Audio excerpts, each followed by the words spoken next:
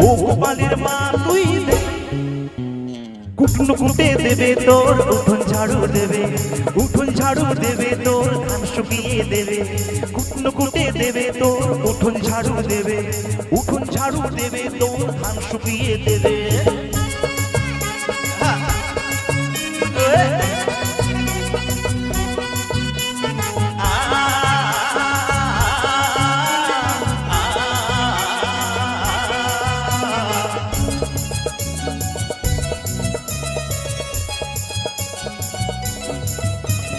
যদি তোর ইচ্ছে করে পাঠিয়ে দিয়ে নিবি,